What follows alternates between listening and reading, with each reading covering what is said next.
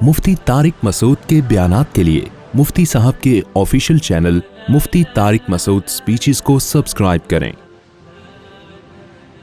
تبھی تو ہمارے اسلاف بزرگان دین اس کی ساری زندگی کوشش کرتے رہے کہ ہماری ایمان پر موت واقع ہو، ایسا نہ ہو ہم سے آخری وقت میں ایمان سلب ہو جائے۔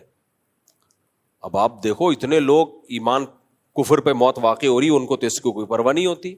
کتنے کافر ہیں ان کو کہا جائے موت کے وقت اب تو تم کلمہ پڑھ لو بھائی، کہتے نہیں ابھی بھی نہیں پڑھ رہے ہوتے، وہ ان کی نظر میں کلمے کی ویلیو نہیں ہے۔ اور ہمارے یہاں بزرگان دین اور اسلاف جن کی زندگی گناہوں سے پاک تھی، ساری زندگی اسی خوف میں گزر گئی کہ اللہ ہم سے ایمان نہ چھین لے، کیونکہ ان کو ایمان کی ویلیو کو پتہ ہے۔ بھائی قیامت کے دن اعمال کے ترازو میں جو چیز سب سے وزنی ہوگی وہ کیا چیز ہوگی؟ ایمان، توحید، عقیدہ توحید، اللہ کی کتابوں پر، اللہ کے پیغمبروں پر ایمان۔ تو یہ ہلکی چیز نہیں ہے، اس کو ہلکا نہ لیا کرو، کیونکہ آج کل مسلمانوں نے اس کو ہلکا لینا شروع کر دیا ہے۔ اور جب آپ اس نیکی کو ہلکا لوگے تو پھر اللہ کی نظر میں بھی آپ کی نیکی ہلکی ہو جائے گی۔ اللہ کہیں گے اس کو خود اپنی ویلیو، اپنی نیکی کی ویلیو نہیں ہے اس کے دل میں۔ تو کیسے لوگ ہلکا سمجھتے ہیں؟ لوگ غیر مسلموں کی تعریفیں کر رہے ہوتے ہیں، ابے یار کیا ہوا ہے، کلمہ نہیں ہے، ہیں تو ہم سے اچھے نا۔ بھائی کلمہ نہیں ہے، ہلکی بات ہے یہ، کلمہ نہیں ہے۔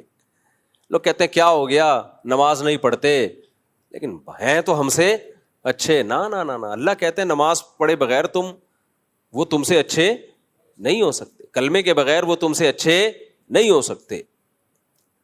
تو اللہ کہیں گے ٹھیک ہے پھر تو بھی اللہ ہو سکتا ہے آپ سے ایمان سلب کر لیں، جس کو خود ایمان کی پرواہ نہیں ہے۔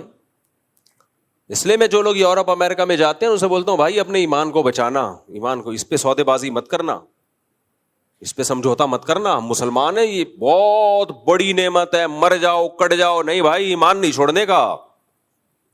اعمال اس کے بعد آتے ہیں، اعمال کو بھی فوکس کرنا ہے، لیکن اللہ کی نظر میں وزنی چیز ادھر ادھر ادھر میں یہاں بیٹھا ہوں، وہ بعد میں آپ کو میں تصویر دکھا دوں گا ان کی۔ اللہ کی نظر میں سب سے زیادہ ویلیو کس کی ہے؟ بولو، ایمان کی ویلیو ہے سب سے زیادہ۔ تو قرآن میں یہ جو آیت ہے ذالک تقدیر العزیز العلیم، اللہ کہتے ہیں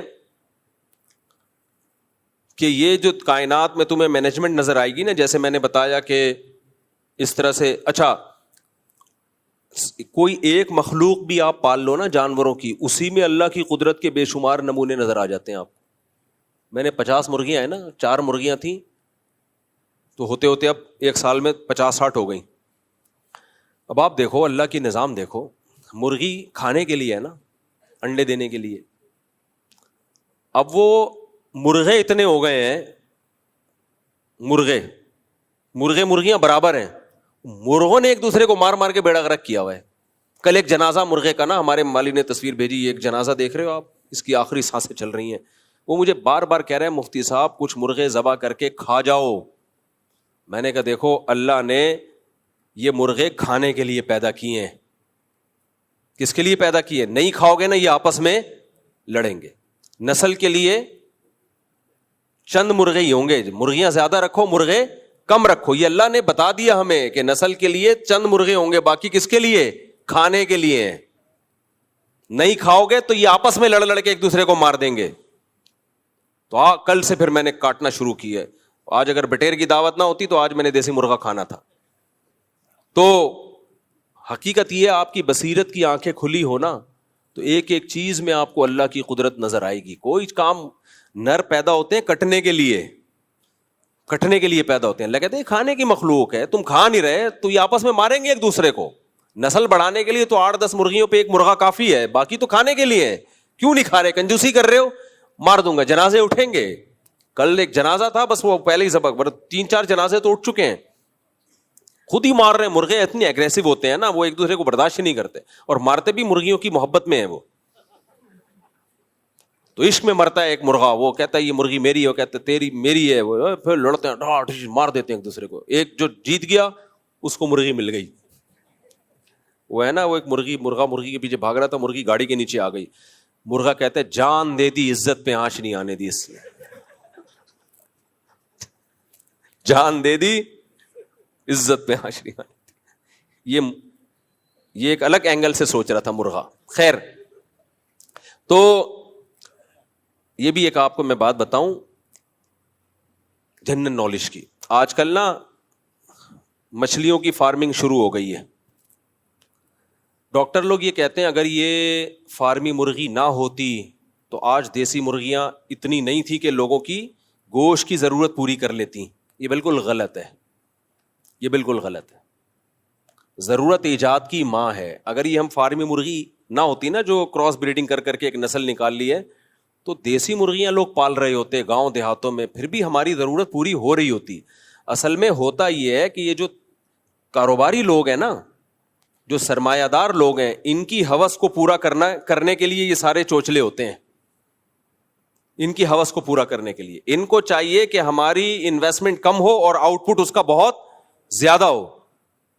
پھر وہ جب ایک چیز سوسائٹی میں پھیل جاتی ہے تو ظاہر ہے دیسی مرغیوں کی جو پروڈکشن ہے وہ خود بخود کم ہو جائے گی. اب ہم یہ کہہ سکتے ہیں کہ بھائی دیسی مرغیاں ہماری گوشت کی ضرورت پوری نہیں کر سکتی, لیکن اگر فارمنگ کو ختم کر دیا جائے تو یہ دیسی پوری کریں گی. کیونکہ میں نے تو مرغیاں پال کے دیکھا ہے, ایسے ان کی گروتھ ہوتی ہے نا, 1 سے 2, 2 سے 4, 4 سے 8, 8 سے 16, 16 سے 32 ملٹی پلائی ہوتی چلی جاتی ہے. ان کی نسل کو روکنا ممکن نہیں ہوتا. اگر آپ کے پاس تھوڑی سی بڑی جگہ ہے آپ بیزار آ جاؤ گے مرغیوں سے, اتنی اسپیڈ سے پھیلتی ہیں یہ. تو یہی حشر ہم نے مچھلی کے ساتھ کیا. کراچی میں اتنی مچھلی پیدا ہوتی ہے, اتنی مچھلی پیدا ہوتی ہے, آج تک کبھی ایسا نہیں ہوا ہوگا کہ آپ مارکیٹ میں گئے ہو اور مچھلی نہ ملی ہو پورے ملک میں. لیکن سرمایہ داروں نے کیا کیا کہ ان کو پیسہ کمانا ہے, دولت کمانی ہے, انہوں نے مچھلی کی بھی فارمنگ شروع کر دی. فیڈ کھلا کھلا کے اس کو بڑا کر دو اور تالاب میں پالو. نہ اس کو وہ ماحول ملتا ہے بھاگنے دوڑنے کا, نہ وہ اس کو آرگینک خوراکیں ملتی ہیں.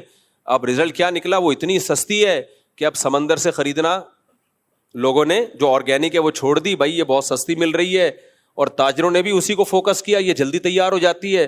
نتیجہ کیا نکلے گا, جو سمندروں میں شکار ہو رہا ہے اسے چھوڑ چھوڑ کے لوگ کس پہ سیٹ ہو جائیں گے. یہاں تک کہ اب فشری جہاں سے سمندری مچھلی نکلتی ہے وہاں بھی فارمی مچھلی جا کے بک رہی ہوتی ہے. فارم کی مچھلی وہاں جاتی ہے اور لوگ فشری سے سمندر کی سمجھ کے لا رہے ہوتے ہیں. تو جب یہ زیادہ ہو جائے گا تو تاجر اس پہ سیٹ ہو جائیں گے. پھر یہ اس طرح کی باتیں سوسائٹی میں ہوں گی, بھائی یہ تو بڑا زبردست ہو گیا کہ فارمی مچھلی کے تالاب بن گئے, ورنہ آبادی اتنی بڑھ چکی ہے کہ سمندر کی مچھلی ہماری ضرورت پوری نہیں کر سکتی تھی. تو یہ ہوتا ہے نقطہ بادل وقوع. کوئی کام آپ پہلے حماقت کر لیتے ہو, پھر اس کے بعد اس کے آپ حکمتیں تلاش کرنا شروع کر دیتے ہو. ورنہ خوراک کے معاملے میں چاہے دیسی مرغی ہو چاہے مچھلی ہو, آبادی کو ڈبل در ڈبل کر دو, دگنا در دگنا کر دو. نہ سمندر نے کبھی ہاتھ روکا ہے اور نہ کوئی خوراک کی کبھی کمی ہوئی ہے. یہ سب ہوائی باتیں جن کی کوئی لاجک نہیں بنتی. جب آپ ایک آرٹیفیشل پہ سیٹ ہو جاؤ گے پھر ظاہر ہے پھر تو آپ کو پھر تو یہ کہنا پڑے گا کہ اب دیسی جو ہے وہ ہماری ضرورت پوری نہیں کرتی. ورنہ دیسی ہی کھاتے آ رہے تھے لوگ, جب ضرورت ہوتی تھی کھا لیتے تھے. خیر